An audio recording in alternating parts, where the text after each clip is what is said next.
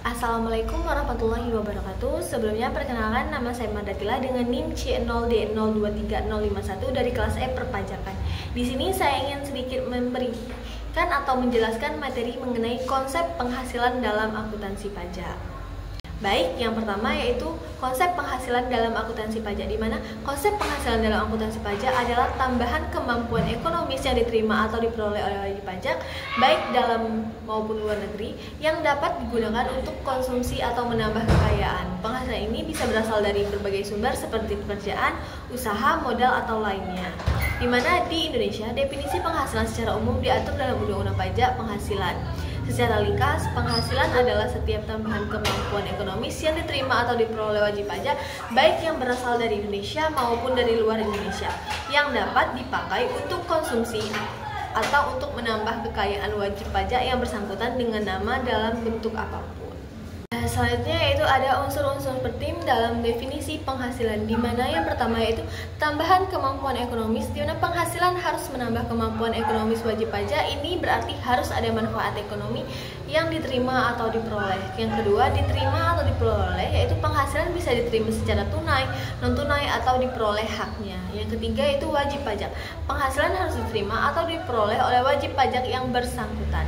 Yang keempat, dapat dipakai untuk konsumsi dan menambah kekayaan, di mana penghasilan ini harus dapat digunakan untuk konsumsi atau menambah kekayaan wajib pajak. Kemudian yang kelima atau terakhir yaitu dengan nama dan dalam bentuk apapun, yaitu artinya penghasilan tidak terbatas pada jenis-jenis tertentu saja, tetapi meliputi semua bentuk tambahan kemampuan ekonomis.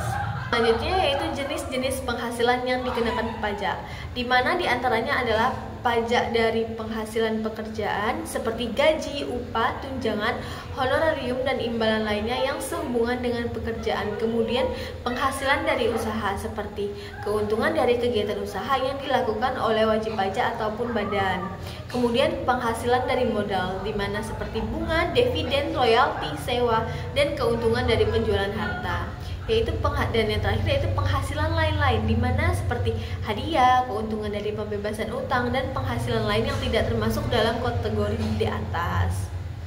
Selanjutnya yaitu penghasilan yang tidak termasuk objek pajak, di mana yang pertama bantuan atau sumbangan yang tidak terkait dengan pekerjaan, usaha, kepemilikan, atau penguasaan.